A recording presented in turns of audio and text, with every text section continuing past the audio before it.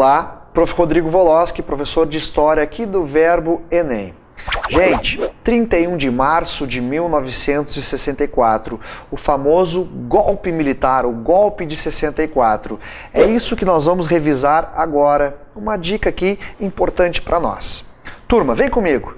Vai lembrar que o contexto histórico desses anos 60 é a Guerra Fria, aquele mundo polarizado, aquele mundo dividido entre União Soviética do comunismo e Estados Unidos do capitalismo. E nesse contexto histórico surgem as ditaduras militares na América Latina, onde os Estados Unidos, o país da democracia mundial, financiava, treinava, apoiava golpes, governos autoritários, ditatoriais. Para quê, professor?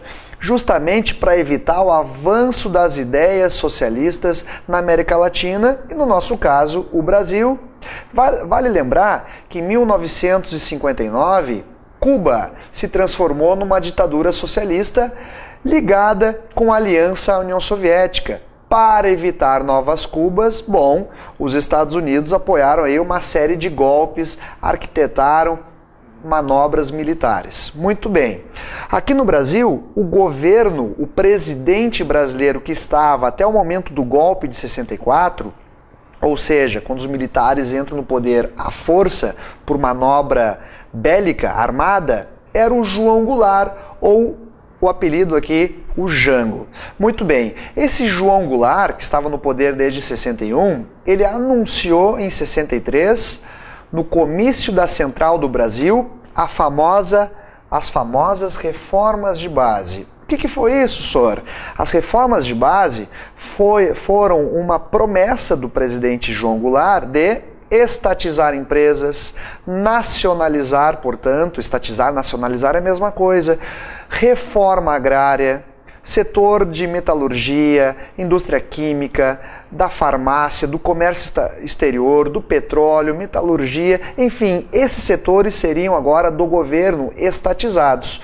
Somando essa política nacionalista da economia, de estatizar empresas multinacionais para o governo e reforma agrária, soma isso, está aparecendo aí ideias socialistas, ideias que têm uma tendência próxima à União Soviética nesse período de Guerra Fria. Nesse período que o João Goulart anuncia as reformas de base, antes que elas fossem aprovadas pelo nosso Senado, pela nossa Câmara, o presidente dos Estados Unidos, Johnson, que recém havia assumido após a morte do Kennedy nos Estados Unidos, ligou para os nossos militares, Olímpio Mourão Filho, enfim, e o Góes Monteiro. Esses militares conversaram com os Estados Unidos e deram a ordem, assumir o poder do Brasil para evitar que as reformas de base, que a ideia de reforma agrária, de estatização de empresas, entre aspas, de uma nova Cuba na América Latina, ocorresse. E é isso que aconteceu. 31 de março de 1964, os militares, apoiados pela burguesia brasileira, pela classe média alta, pelos Estados Unidos, assumiram o poder lá em Brasília, iniciando a fase da ditadura militar ou do regime militar brasileiro de 1964 a 1965, para evitar o avanço socialista, para evitar, nesse período de Guerra Fria, problemas com os Estados Unidos e a burguesia nacional temerosa com as reformas de base.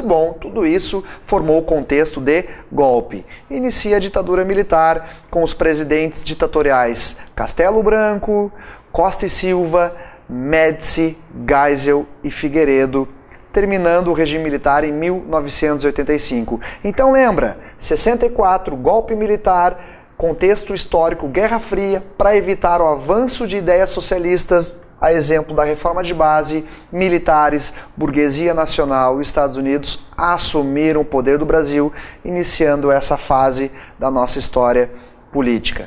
Certo, turma? Nos vemos a qualquer momento aí, estuda bastante, fica conosco aqui na Verbo Enem. Tchau!